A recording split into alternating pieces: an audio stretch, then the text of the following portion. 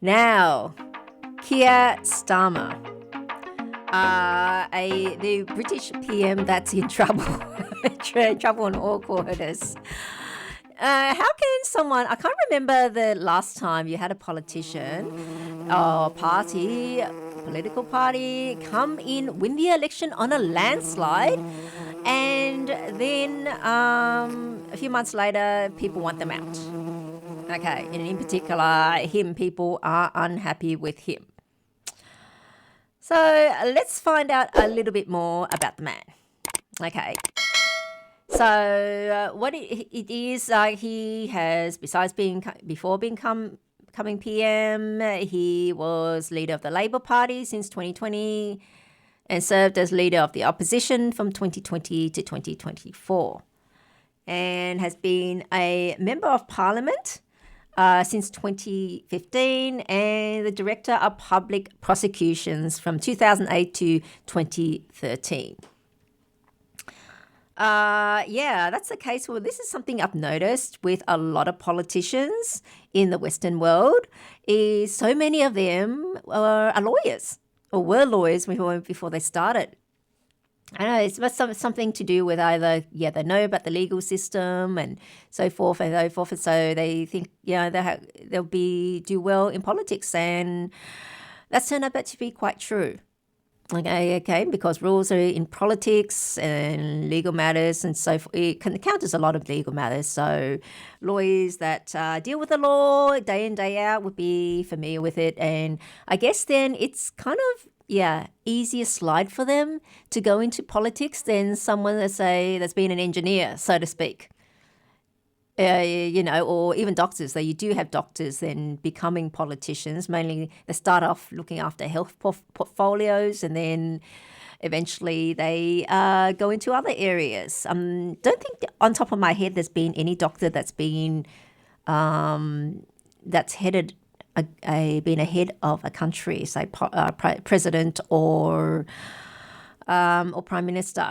Though you do have something like Dr. Ben Carson in the US, a former neurosurgeon, and he served, I don't know, as secretary of something under the Trump administration. I can't remember what he was in charge of, but things like that. It does happen with doctors, but I guess mostly lawyers, as in this is the case. Another lawyer. Okay. So a bit about him. He attended the selective school and law, and he was in the bar as well. And he practiced predominantly criminal defense work, specializing in human rights.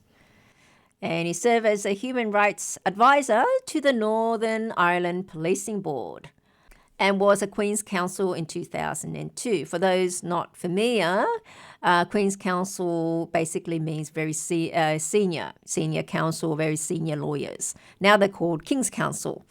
Or I guess people that want to avoid, would say anything to do with monarchy, stepping away from that, now they're known as Senior Counsel, silks. I think the term silks came from the gowns that the lawyers wear, the higher up ones, they're made from silk, actual silk, which is a far more expensive fabric, and so reserved for more seniors. And that's where the term comes from. Okay, and during his tenure as Director of Public Prosecutions and Head of the Crown Prosecution Service, he dealt with a number of major cases, including the Stephen Lawrence murder case. And in 2014, New Year honours, he was appointed a Knight Commander of the Order of the Bath for services to law and criminal justice. So he's done a lot with criminal law, as I understand it. And his policing work in Northern Ireland influenced him to pursue a political career. And he was elected to the House of Commons at the 2015 general election. He supported the Remain campaign in 2016 European Union membership referendum. That time when, there was parts pressuring the UK to leave the European Union and the Liberal faction, Progressive wanted them to stay, whereas the Conservatives wanted to leave. So straight off the bat there, he's in the Progressive Party there. He served in Jeremy Corbyn's shadow cabinet as shadow Brexit secretary. And following Corbyn's resignation after Labour's defeat at the 2019 general election, he succeeded by winning the leadership election ballot. And as leader of the opposition, he moved Labour towards the political centre and emphasised the elimination of anti-Semitism within the party. And his party made significant gains in the 2023 and 2024 local elections. And then, of course, he led Labour to a landslide victory just in 2024 general election, as I said. Yeah. So it's after actually 14 years of Conservative Party governance. Okay, and with the smallest share of the electoral vote of any majority government since record keeping began. And he's announced the Border Security Command in replacement of the Rwanda Asylum Plan and a National Violent Disorder Program in response to the 2024 riots, as well as reforms to workers' rights. And in foreign policy, Starmer has supported Ukraine in the Russia-Ukraine war and Israel in the Israel-Hamas war. Okay, that part I was a little surprised about. And with progressives, yes, so many of them, basically all of them supporting Ukraine. But the thing I was surprised is, being a progressive, that he's actually supporting Israel. So many progressives support Hamas and the pro-Palestine movement. And so with his chart, now, unfortunately, I was not able to obtain his time of birth. So we will be missing his hour pillar. So we're missing 25% of the information. Like I said before, you can still do the reading without the time of birth. It may not be as accurate because the hour pillar, sometimes it doesn't change the chart and at other times it does. And like I said, and some readers who are very strict on that, they're adamant they would not do a reading without the time of birth because then they say the reading could be wrong and they want to give the best service possible, so they might refuse it. But with a lot of politicians, you don't get the time of birth. That's what I found. So if we're going to read them, we have to make do with what we have. So we're just going to work with what we've got, which is just the date of birth. Okay, as long as this is correct, this date of birth that's publicly available, then the reading would be correct. Like I say, a lot of times the reading is only as accurate as the date of birth is. All right? So here, Keir Starmer was born on the 2nd of September, 1962. So from that, we get his year pillar being Yang Water Tiger, his month pillar being Yang Earth Monkey, and his day pillar being Yin Water Rabbit. And like I said before, we don't know what his hour pillar is, so we have to work with 3 out of 4, a fourth one missing. Now, what happens with this? Now, with this, he is water, and he's got a rabbit and tiger combining. They're both, well, the rabbit is pure wood, and the tiger is mostly wood. So we can say he is an output, we're going to assume. And looking at that, he's got the tiger and the monkey. Now, we don't know what his time of birth is, but I can guess, and I'm guessing that his hour pillar is snake. So if he's got the snake there, then he's got a 3 penalty. Okay, and what does the 3 penalty mean? Well, 3 penalties, people with 3 penalties in their chart, they are more, what you call it, to themselves, hidden. and they're not what you think they are. It's not what the person they project is. That's their nature. And I'm going to say that they're more Machiavellians in nature. And Machiavellian means sneaky, cunning, and lacking a moral code type of person. And he's got hidden combinations there. So that supports doing secret deals. So he's someone that would tend to do secret deals behind the scenes. Look, okay, I say all politicians do secret deals, but they don't have that in their nature, and they kind of like adapt to it because they're a politician, that they have to do it. But this Keir, this is in his nature, whether he's a politician or not. He will be doing secret deals. And look, the thing is, he's got authority in his career. I can see that. And there is a clash as well. Got wood and water clashing, and also the monkey and the tiger right next to each other and clashing. Now, the tiger is on the year pillar, which is also the outside, but also your ancestors, and the monkey is in his career. And it's like the year pillar doesn't matter, your ancestors or your upbringing. Now, he grew up in, I think, Surrey, and he was second of 4 children of Josephine Baker, who was a nurse, and Rodney Starmer, a toolmaker. Okay, so he was brought up, he wasn't part of the elite. So I guess and his parents were both Labor supporters, and reportedly named him after the party's first parliamentary leader, Keir Hardie. Now, once upon a time and traditionally, Labor in the UK and also Labor in Australia and the Democrats in the US were supported the working man, the people's party, so to speak, looking after the little guy. But it's been quite evident over the last few years, at least, that they are no longer the working man's party. They don't support that anymore. They're more now the party of the elites.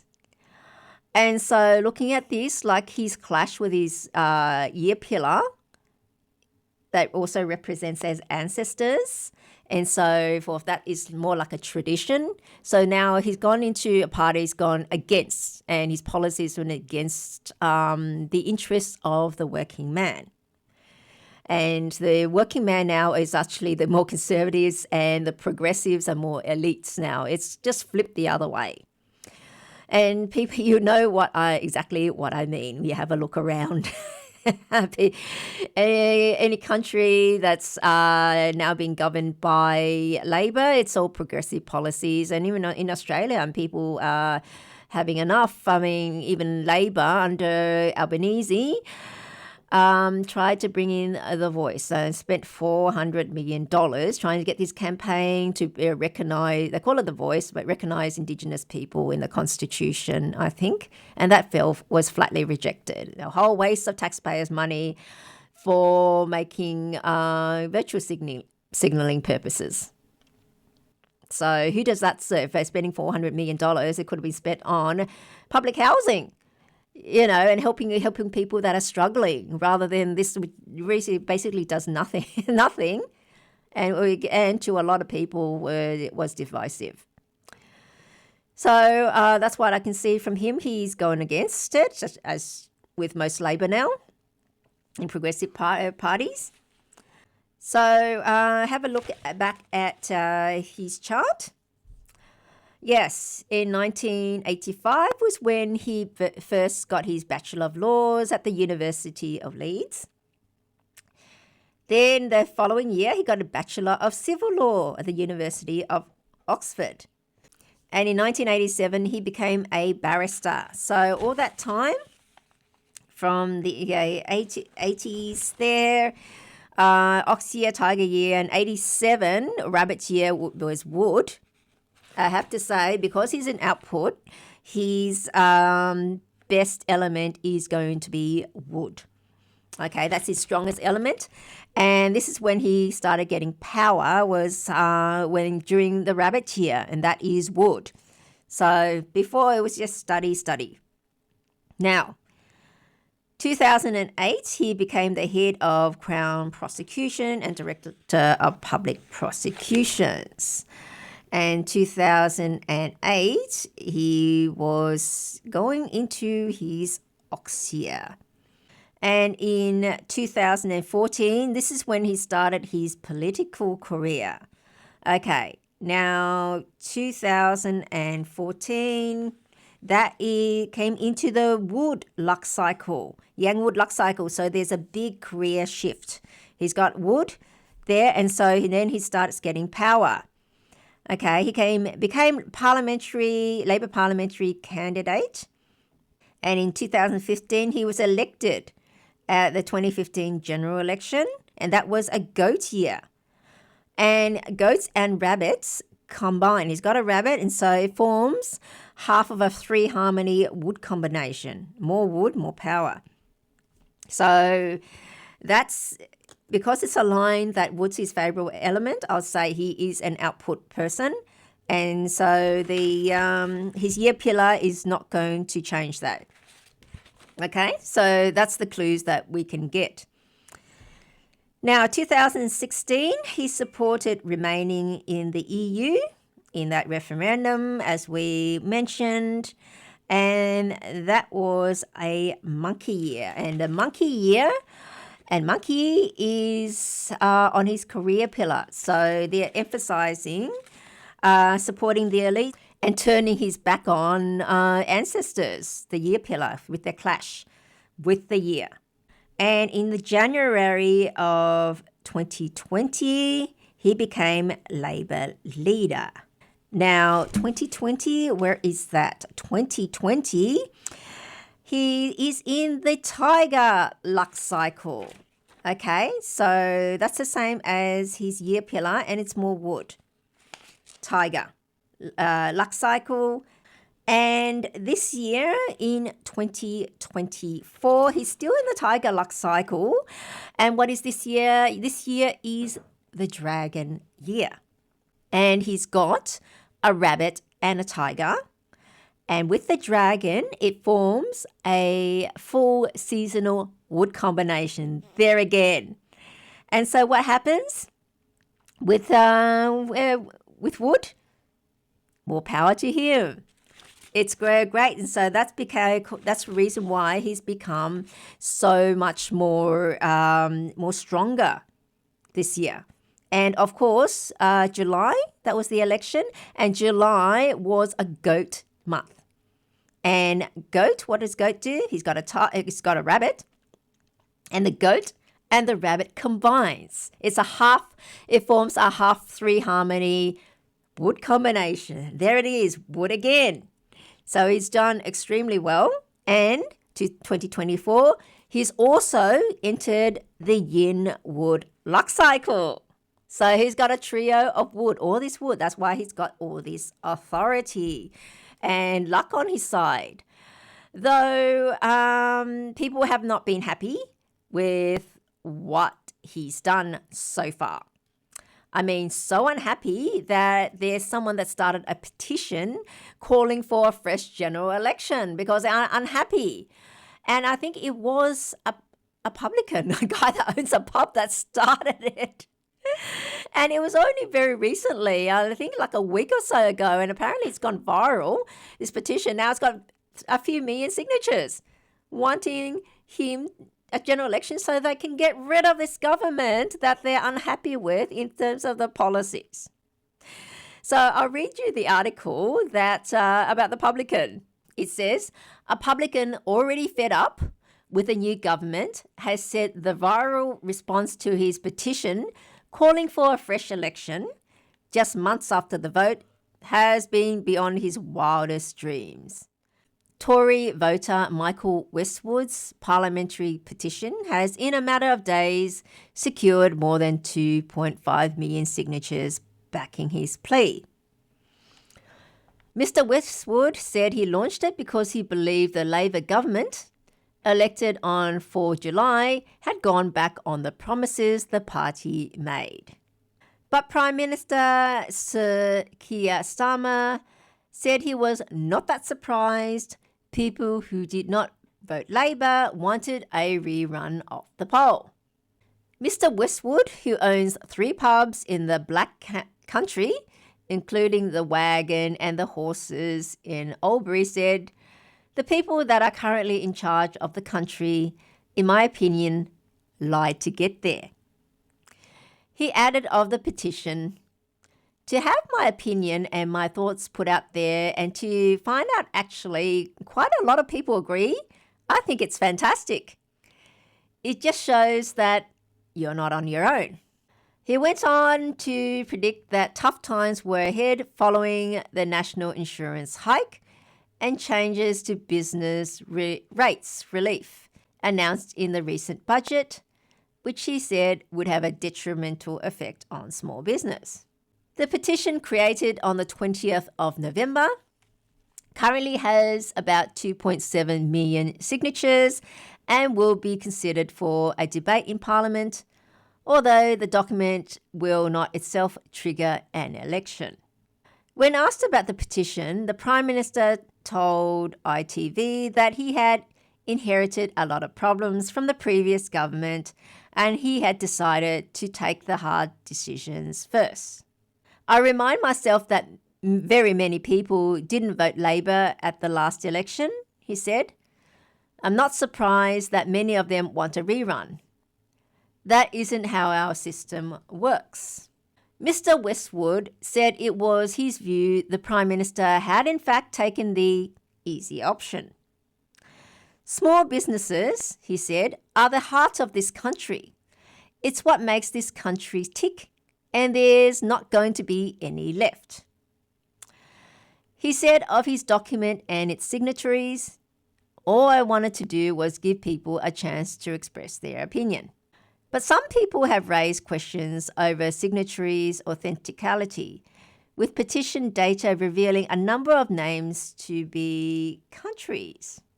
Speaking to BBC 5 Live, Dr. Daniel Gardam from the Surrey Centre for Cybersecurity said that while only British citizens or UK residents could sign parliamentary petitions, checks were quite minimal. "It's self-declaration at the top of the form," he said, "so if you're not perhaps a British citizen, it would be quite easy for you to fill this out nonetheless." Dr. Gardam said it was important for systems to balance usability with security considerations. "Actually, this isn't the deciding factor in whether we see change. Whether we see another election," he said, adding that there was no harm in Parliament discussing it. So what do you think about this? Look, I think the petition expresses people's sentiments, okay, but whether or not it can bring about another election, I have doubts about that. Because as he says, things don't work that well or that way. So I don't think he will, and I think Starmer is not in danger of facing another general election soon until his term runs out. But looking at his chart, yeah, once he got into 2014, he had a big shift in his career, his parents, and he's been very strong. And and once he's put out to 2024, he's been very strong as well. So looks like, and then after that, for the next 10 years from 2024, he'll be in a wood luck cycle. So he will be strong. So and until 2034, that he's in a real danger. I suppose during that luck cycle, they will still have some ups and downs, but overall, he would be strong. Okay, but once he gets to 2034, his next luck cycle, it might change. Then he'll get tiger and monkey And then it will be against dragon, rabbit, and tiger, which forms the wood. So then it would be a bit of a flip-flop. Yeah, it would be harder for him the next luck cycle. But as to this luck cycle, yeah, he's done pretty well, and he would be pretty strong as well. And during November was a pig month, and so the pig combined it with the rabbit as part of a half wood combination as well. And the pig, along with the snake, presumably the snake, the monkey, and the tiger would give him full a travel horse, four travel horses. But he's still got that in snake, monkey, and tiger. So whenever he comes into those type of months or years, he gets strong. Like I was saying, it's a penalty chart. And he's Machiavellian in nature. And so because of that, he's not someone I would really trust, because like I say, they indicate a lack of moral code, sneaky and cunning, so to speak. No, not that you can tell from looking at him. I mean, he looks like, well, especially when he was younger, he could have been one of those male models, modeling suits and so forth, because they looked that time. Look, good-looking man, you wouldn't think, but the thing is, there are people that's more than meets the eye. And this is the thing. Sometimes, a lot of the times, you can't tell by looking at people. And the astrology is what would reveal things about people. And that is something they cannot lie about. And so that's why, in particular, when I advise anyone before they're going to marry or become serious with someone to have a reading done to make sure that that person that you love and you're going to commit to really is the real deal, really is who they present themselves to be, because they cannot lie. Otherwise, I mean, they can give you a false date of birth, but they would have no idea whether or not that date of birth would generate a chart that would speak the lie that they're presenting, and also would really be compatible with you. So that is the big advantage here. Yeah, people cannot lie.